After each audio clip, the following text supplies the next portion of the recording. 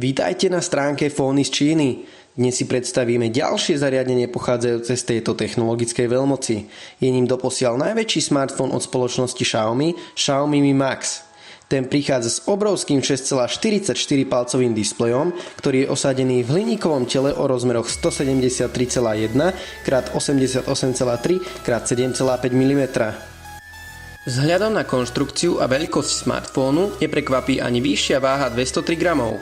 Vyššie rozmery a váha sa prejavia hlavne pri hovore a dlhšie telefonáty sú tak s týmto obrom naozaj nepríjemné. Napriek veľkosti je možné smartfón prenášať v hlbších vreckách nohavíc, no takéto prenášanie nie je veľmi praktické.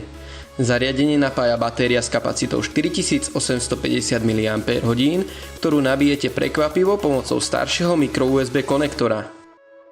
Rozloženie tlačidiel ničím neprekvapí a stavia na rovnakých základoch, aké boli použité pri konštruovaní takmer všetkých smartfónov od spoločnosti Xiaomi. Pre lepšiu predstavu o veľkosti Mi Maxka sme ho prirovnali k redakčnej Mi 4, ktorá ponúka 5-palcový displej. Rozdiel je to naozaj markantný, no pre niekoho, kto hľadá naozaj veľký smartfón, je Xiaomi Mi Max rozhodne tá správna voľba.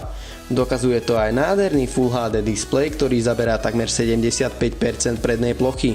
Výsledná jemnosť 6,44 palcového IPS displeja dosahuje 342 pixelov na jeden anglický palec, čo je stále viac, než dokáže voľne spozorovať ľudské oko.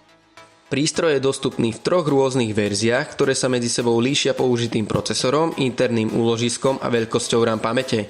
Systémom je Android Marshmallow s nadstavbou MIUI vo verzii 7.3, ktorú máme od našich partnerov z československej komunity. Tí odvedli opäť skvelú robotu a všetky reakcie používateľského prostredia sú krásne svižné, bez neželaných zásekov.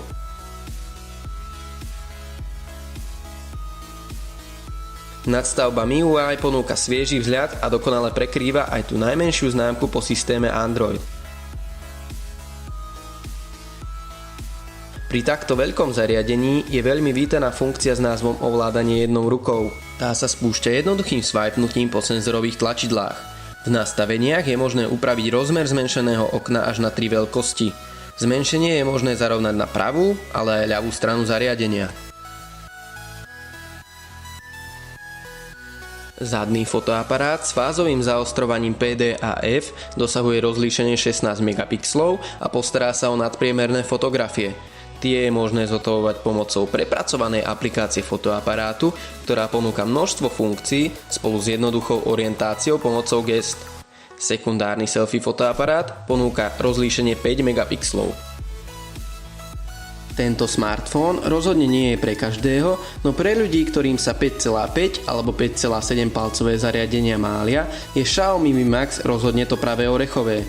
Obrovský displej sa postará o stovky hodín zábavy a sledovanie filmov alebo hranie hier je na ňom ľahôdkou.